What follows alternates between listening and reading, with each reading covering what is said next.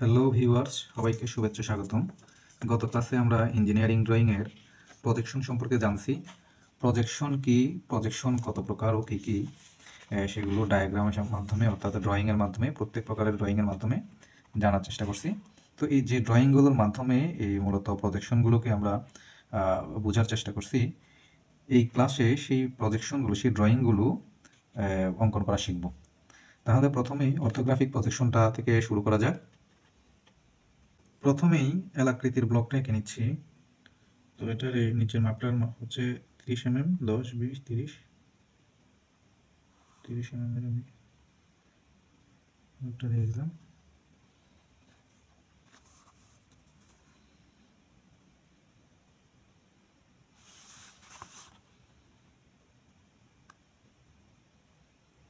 এর উপরে মাপটা হচ্ছে 10 mm।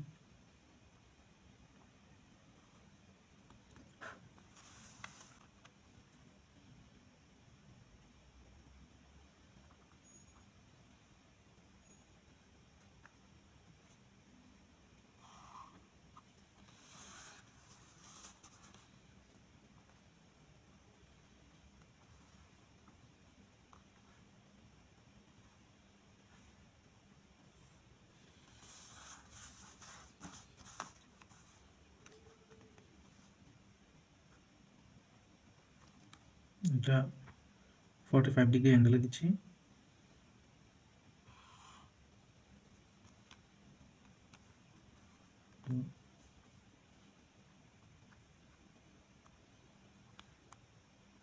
নিচেরটাও 45 ডিগ্রি অ্যাঙ্গেলে হবে।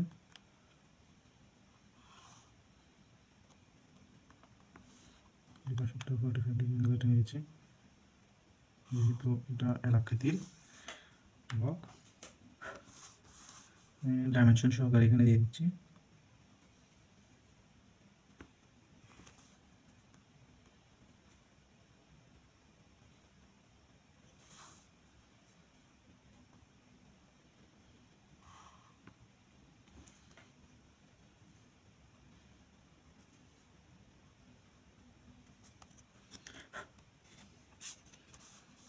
এটা আমি মূলত 30 mm দিয়ে দিয়েছিলাম, দেখি 30 mm আছে কিনা।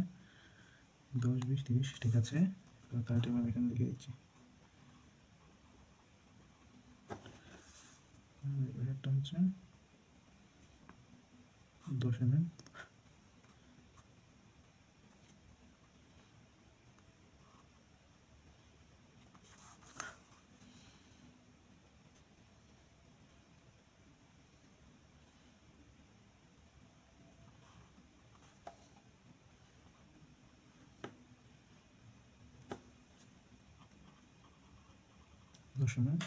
দিয়ে দিলাম।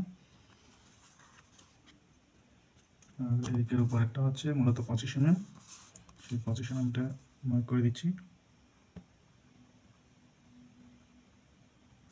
5 mm, 10, 20, 10, 20, 25, এই যে হবে 25 mm, 10, 20, 25। আর নিচেরটা 40 mm, 40 mm দিয়ে দিচ্ছি।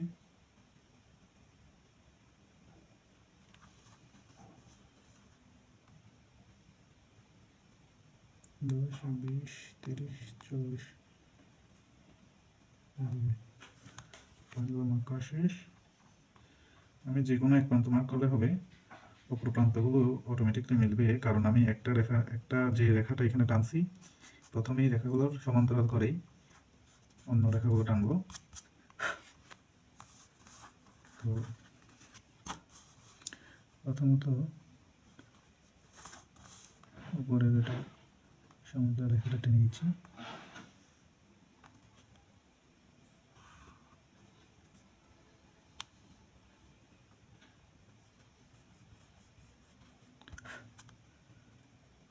ডাইমেনশনের জন্য এক্সটেনশন লাইনটা বাড়িয়ে দিলাম।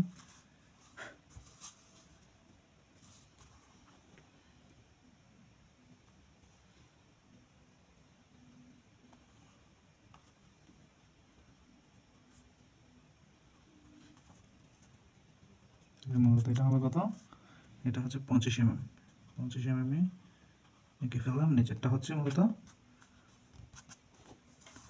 নিচেরটা হচ্ছে 40 mm। আমি এখান থেকে এই ভার্টিক্যাল লাইনগুলো তুলে দিচ্ছি।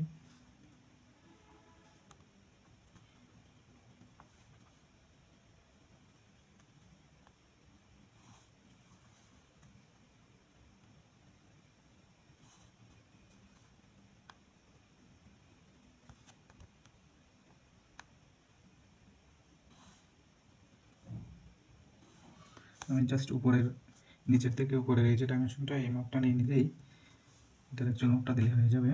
তাহলে এটা হচ্ছে মূলত 40 mm, সেটা দিয়ে দিচ্ছি আমি 10, 20, 30, 40 এই জায়গায়। বাকি ডাইমেনশনগুলো এমনি মিলবে।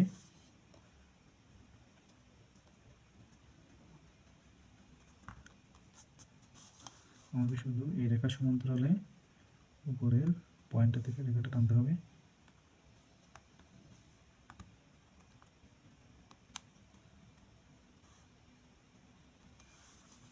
একটু আমি মিলিয়ে দিচ্ছি।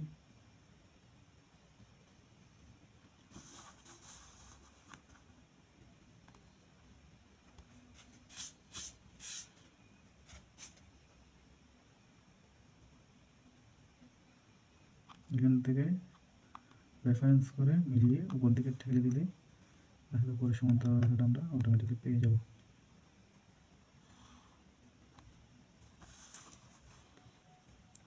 তো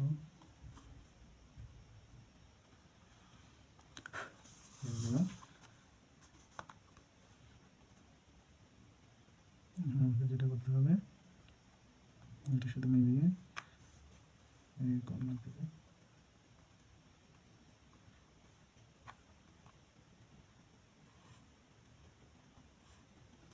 দিলাম, এটার সাথে মিলিয়ে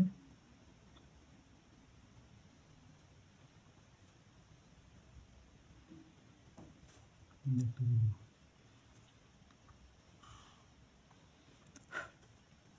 তো এখানে ডাইমেনশনের জন্য লেখাটা দিয়ে দিচ্ছি, আর এইদিকে ডাইমেনশনের জন্য এখানে এক্সটেনশন লেখাটা টেনে দিচ্ছি।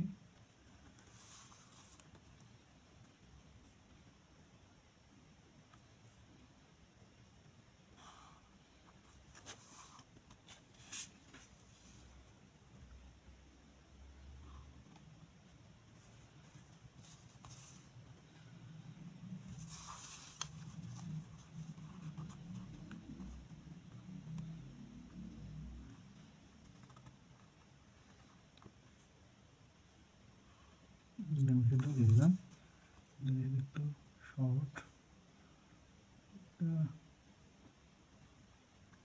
একটু শর্ট হয়ে গেল।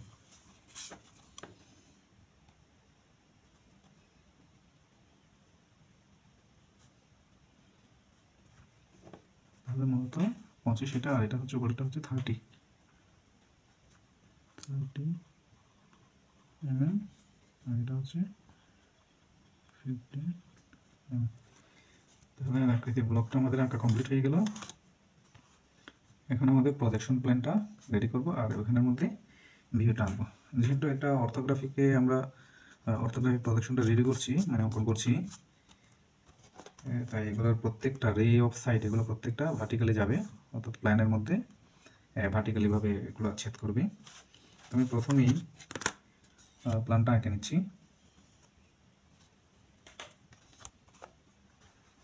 এটার জন্য এখান থেকে আমি একটা সমান্তরাল করে রেখা নিয়ে নিচ্ছি, রেফারেন্স ধরে যে কোনো একটাকে।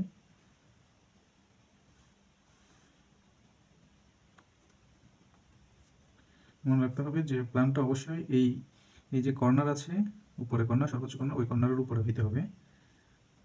প্ল্যানটা ওই কর্নারের উপরে হইতে হবে, কারণ কেননা রেস অফ সাইডগুলো প্ল্যানের মধ্যে ভার্টিক্যালি ভাবে পড়বে। যদি নিচে করে তাহলে প্ল্যানের বাইরে চলে যাবে, এই জন্য অবশ্যই আমাদেরকে এটা একটু উপরে করে আনতে হবে। নিচেরটা দিয়ে দিচ্ছি।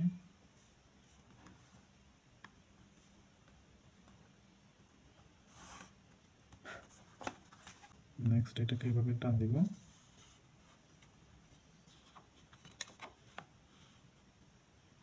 এই জন্য আসছে।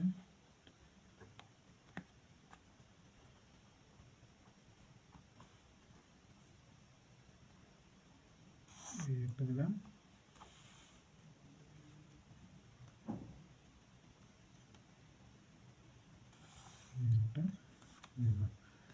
এটা হচ্ছে মূলত প্রজেকশন প্ল্যানটা হলো।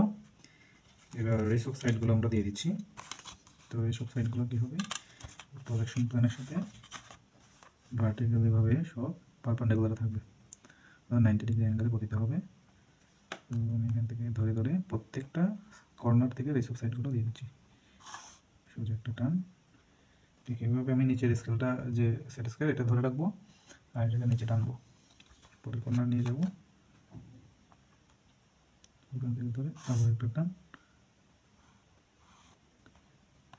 আবার কর্নার নিয়ে যাবো এটার।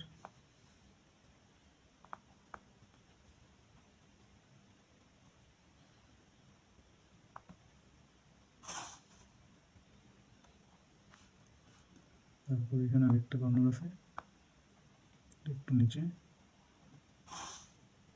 দিয়ে দিলাম।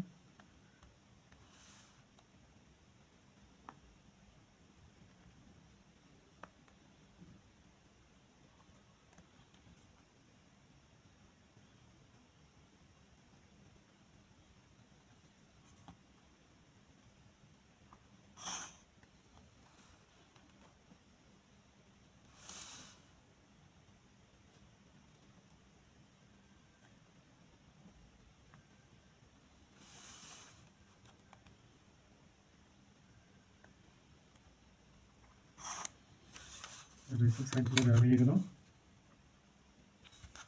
একটু বন্ধ করে দিচ্ছি।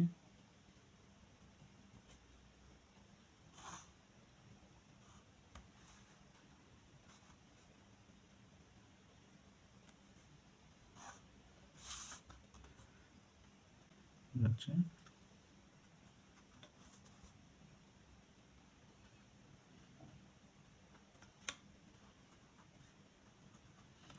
সবগুলো এই প্রজেকশন প্ল্যানের মধ্যে পারপেন্ডিকুলার করছে, কেননা এটা আমরা অর্থোগ্রাফিক প্রজেকশনে রেডি করছি। তো যে ভিউটা মূলত এখানে গঠিত হবে, এটা হবে অর্থোগ্রাফিক ভিউ। তাহলে এটা হচ্ছে মূলত প্রজেকশন প্ল্যান। আমরা পরে নামগুলো দিয়ে দিব, তার আগে এই জায়গায় ইমেজটা তৈরি করে নিই।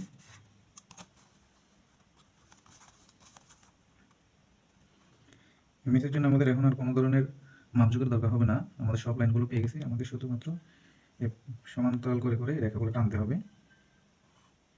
এই একটা দিয়ে দিছি, এটা কোন জায়গা থেকে, এই যে উপরের যে প্রজেকশন প্ল্যানের যে লাইনটা, জাস্ট ওটা সমান্তরাল করে এটা টেনে দিছি।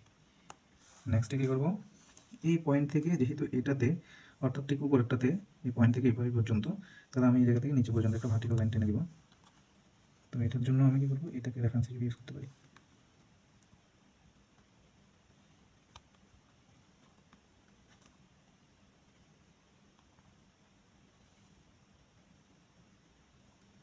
আর পরেরটা হচ্ছে এটা, এটাও দিয়ে দিচ্ছি।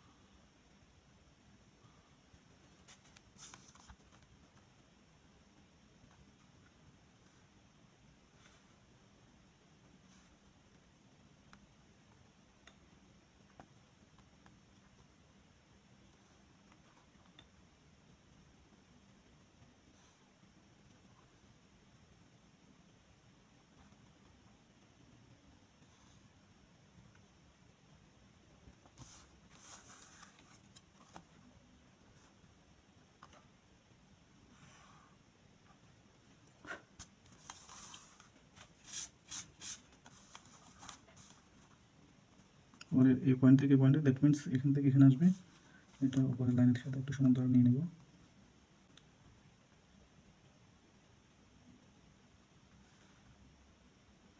উপরের লাইনটা সমান্তরাল করে এই জায়গা থেকে দিলাম। পরেরটা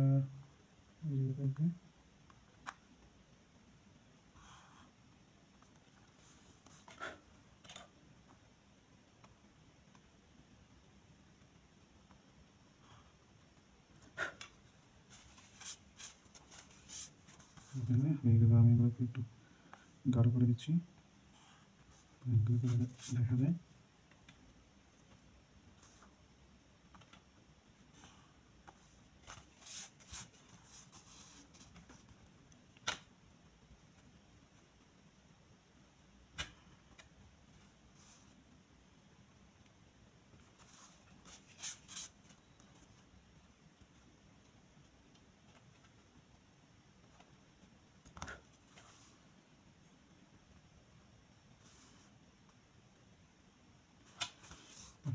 এইগুলো মূলত আমাদের অর্থোগ্রাফিক ভিউ। আমি এখানে একে সবগুলোর ইনফরমেশন দিয়ে দিচ্ছি।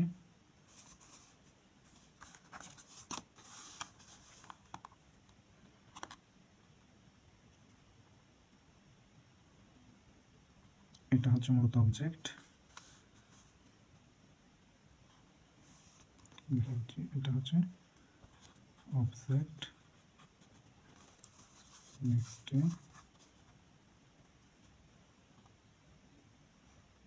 এটা হচ্ছে রেস অফ সাইড,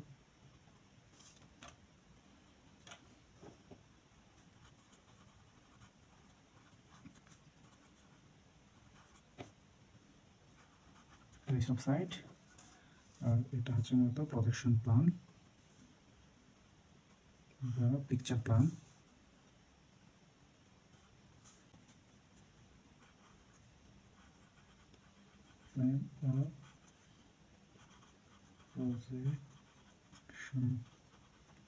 আর এটা হচ্ছে কি পিকচার প্ল্যান, মানে প্ল্যান অফ প্রজেকশনও বলি আর পিকচার প্ল্যানও বলে থাকি। আর এটাকে কি বলি? এটাকে বলি ভিউ। এটা হচ্ছে মূলত ইমেজ বা ভিউ, ইমেজ এবং ভিউ। তো যেহেতু এই রেস অফ সাইডগুলো প্ল্যান অফ প্রজেকশনের মধ্যে পারপেন্ডিকুলার অর্থাৎ 90 ডিগ্রি অ্যাঙ্গেলে পতিত হয়েছে, এই জন্য এটার নাম হচ্ছে অর্থোগ্রাফিক প্রজেকশন। অর্থোগ্রাফিক